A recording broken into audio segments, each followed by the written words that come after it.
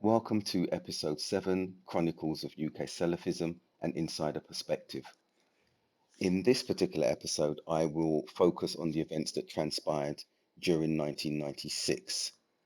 And I think it's pertinent to start with an overview of some emerging personalities from this point, due to them arguably being amongst the causes of division and rupturing of the Salafi movement during the mid 90s up until now.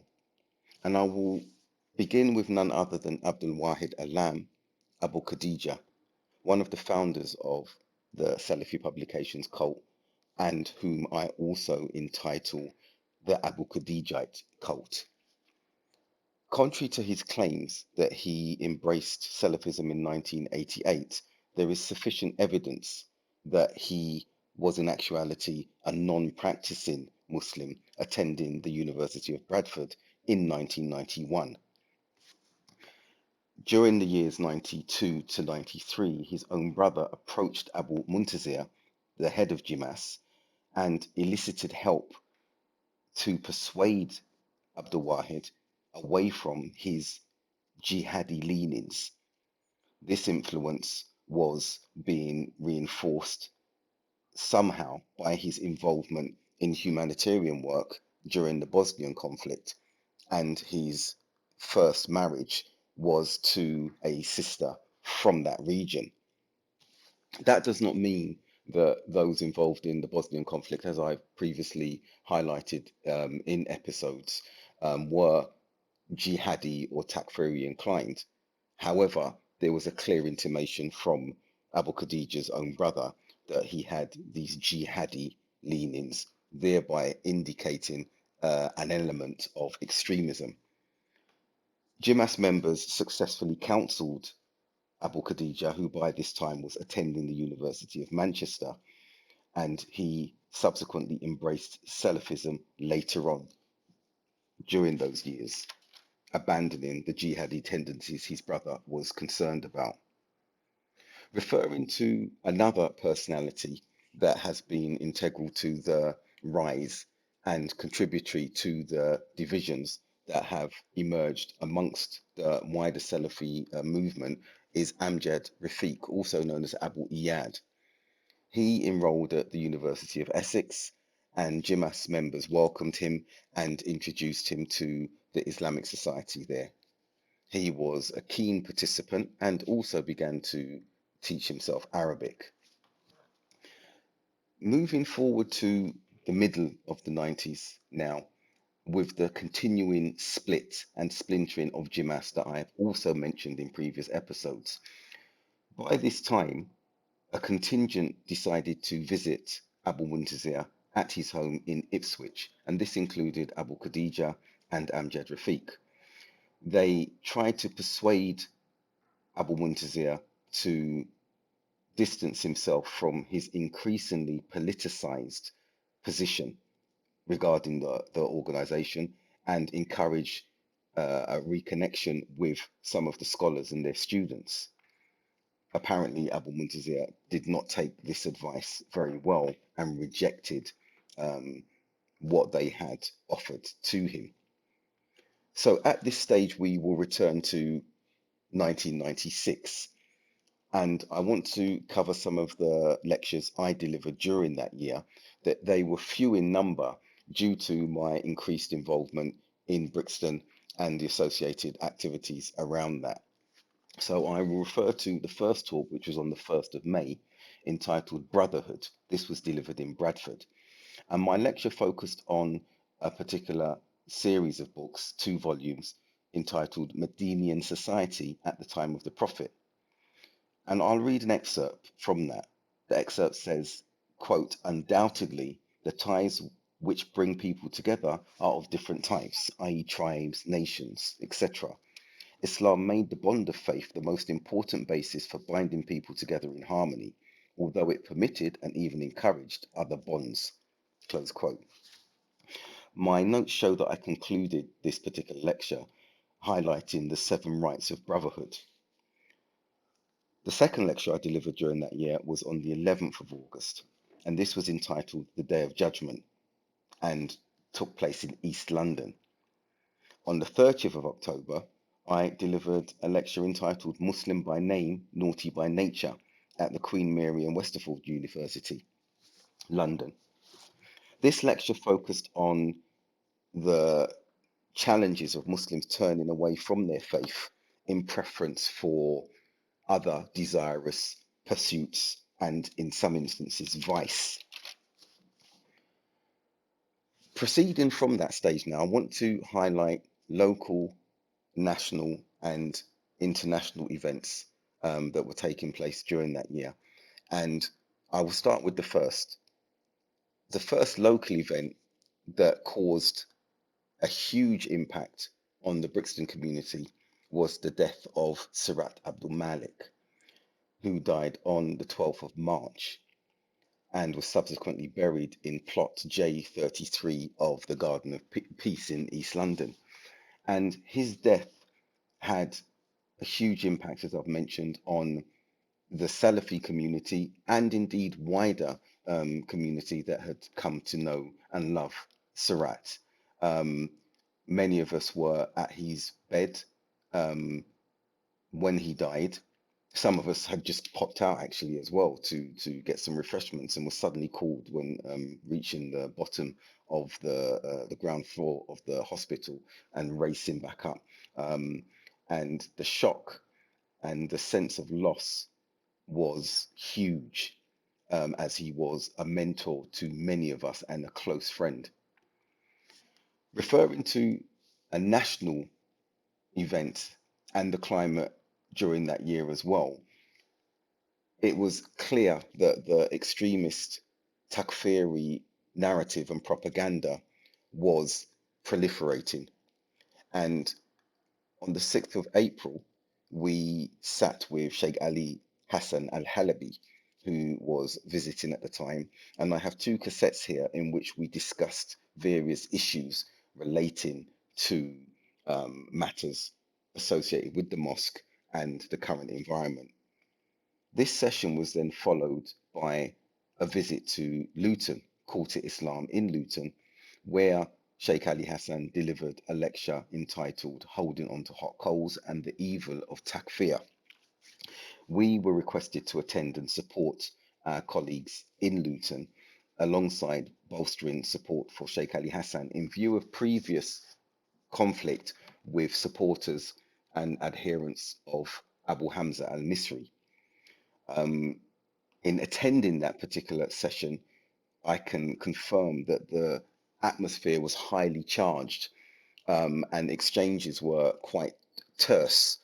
However, there wasn't any violent confrontation at that particular event, and it passed off not peacefully, but without the concerns that were realized previously, meaning that the confrontations that had taken place before were not to a similar extent on this occasion.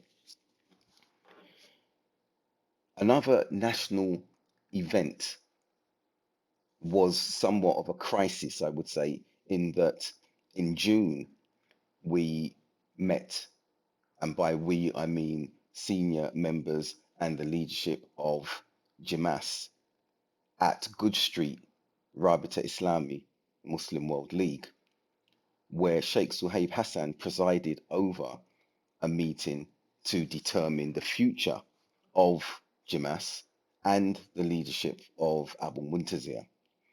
And in this particular sitting, we were witnessing the behavior, I would say, of particular contingents that had come down. Abu Khadija and colleagues who were associated with him were very vocal in this particular meeting and even disrespectful to Sheikh Suhaib. And many of us remember the infamous address in which they refused to adhere to Sheikh Suhaib's directives and advice by stating that he had married his daughter to an Ikhwani. Other incidents that were recorded and witnessed on that occasion involved individuals like Abdurazak As-Sanani, who was once close to Abu Muntazir but had quickly joined the ranks of the initial the cult, should I say, with Abu Khadija and his colleagues that were emerging. And what was witnessed is when Abu Muntazir arrived with Idris Palmer, an American colleague of Ali Tamimi, he exclaimed to those who were within earshot, Khalas, it is confirmed. There's proof. And the intimation behind this was that because Abu Muntazir had arrived with Idris Palmer, he had therefore aligned himself with Ali Tamimi and the Sarori al-Muntada Dawa and ideology.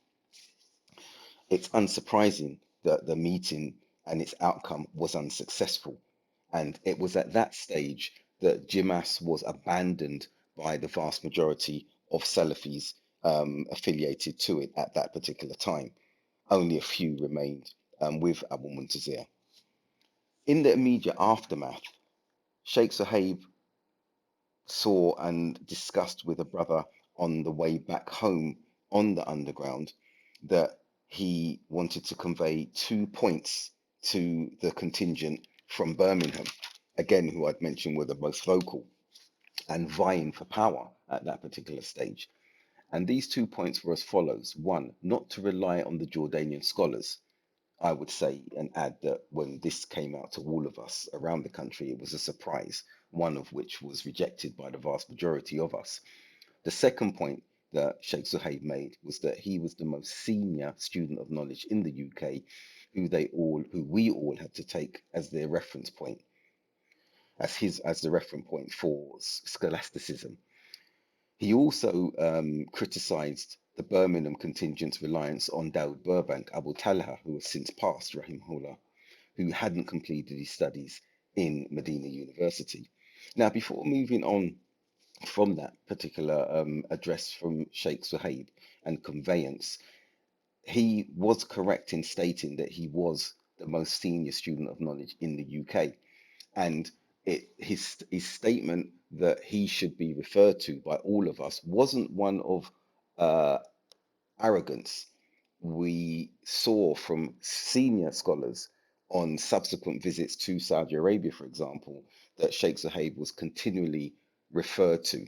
And I personally witnessed that when I visited Saudi Arabia on Umrah in 2002 and was invited to Sheikh Abdul Muhsin Al Abad's house. And he allowed me to ask particular questions.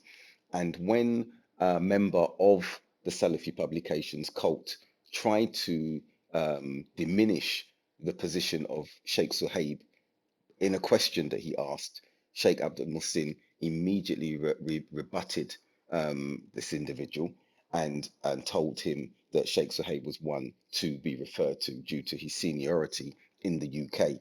Other occasions that we are aware of is when Sheikh Ibn Baz visited Makkah, went to see, should I say, delegations of pilgrims and asked for Sheikh Suhaib on many of those occasions. So Sheikh Suhaib's statement was not one that was out of place. In actuality, it was an accurate statement from him. However, when these points were conveyed to the Birmingham contingent, which included Abu Sufyan at the time, they rejected this and decided, alongside other returnees from Medina University, to establish OASIS, the Organization of Associated Sunni Islamic Societies. And this would rival the Muslim Brotherhood influence FOSIS up and down the UK universities. Subsequent to this formation, there was an OASIS conference on the 26th to the 28th of July. And the speakers that are highlighted on the poster, which is still available, and the flyers were Sheikh Abdullah Al Farsi, who was listed as a student of Ibn Baz. Sheikh Abdullah Al Farsi was from Kuwait. Sheikh Suhaib Hassan, who had agreed, from what we understood, surprisingly so, to attend this particular conference. And he was also listed as a student of Sheikh Ibn Baz. Abu Usama Khalifa Dhahabi, also listed as a student of Sheikh Ibn Baz. Abu Alia Sakil Sharif, Abdurrahim Green, Abu Sufyan Abdul Karim McDowell, Usama Hassan, Muazzam Zaman, and the next column of speakers included myself, Abdul Haq Baker, Dr. Faisal Malik, Abu Khadija, Amjad Rafiq, Ilyas Kermani, and Farid Habitan, and others. The title of this particular conference was Islam Unveiled to its Very Core. The surprising thing, again, about this step and this power move from Abu Khadija and his associates at the time is that they did not consult all of the individuals and request their attendance or participation in this particular conference. I was one of them. I therefore refused to cooperate and participate in what as I've said, was an attempted power move. I don't know how many others also didn't receive notification or an invitation to this event.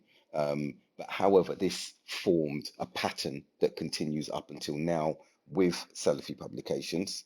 The change from Oasis to Salafi publications took place shortly after that conference, in that they list speakers, scholars, stating that they are going to be attending or that they have been invited, only for conference attendees to see that the usual suspects are the ones delivering the conference in the end, none other than Abu Khadija, Abu Hakim Bilal Davis, Dr. Abdullah Lahmami, and a few others.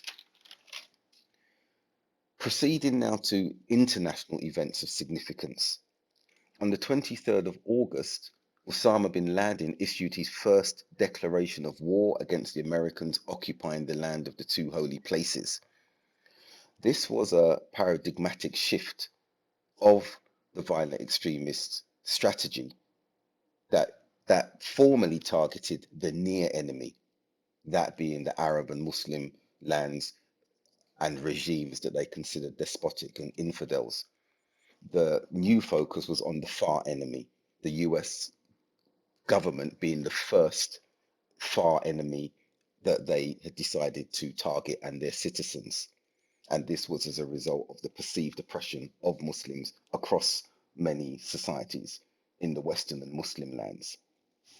This so-called fatwa was allegedly issued by another Saudi who belonged to bin Laden's Advice and Reformation Committee in London, Khalid al-Fawaz. I would later be part of a firm of solicitors that actually represented Khalid Fawaz. Unsurprisingly, the excitement at this declaration among the extremists in the UK and beyond was palpable. I've referred to Abdullah El Faisal and others previously, and this was being referenced as a cry and a legitimization to increase the extremist rhetoric and call to jihad as they understood it, which included terrorism and criminal activity in Western societies. I will conclude at this stage by referring to my theoretical framework of cognitive development to highlight that I, like many of my colleagues, were still at that second youthful phase of development, that very formative, overzealous, and idealistic phase. And this was seen in our activism at that time. The learning process continued, and the classes that I have written notes for and cassettes are as follows. On the 16th of May, my written notes highlight fiqh classes, jurisprudence, focusing on the topic of al-ijma, consensus, with Abu Usama. I have three undated cassettes from Abu Usama on the explanation of Bukhari. And I'm sure and certain that these are from that particular year in view of the subsequent cassettes that I have that are dated. So, for example, on the 21st of May, we continued with the explanation of Bukhari, lesson 4. On the 4th of June, these lessons continued with Abu Usama. And on the 20th of June, we had another fiqh class.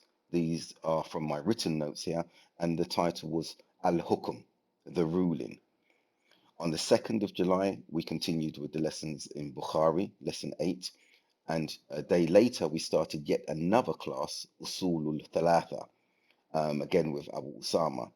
2 days later, on the 5th of July, he held a lecture entitled Hold On to the Rope of Allah. And the final point I'd make regarding learning here refers to a cassette that I have from Dawood Adib, dated the 26th of November, and its title was The Meaning of Kunut in Witter Prayer. Now, I only recall Dawood Adib attending Brixton on one occasion, but not delivering this particular lecture. I've decided to include this particular cassette because it was still part of my process of learning during that particular year. And with that, it's sufficient to conclude some of the events that took place that I have actual evidence and recordings for during 1996.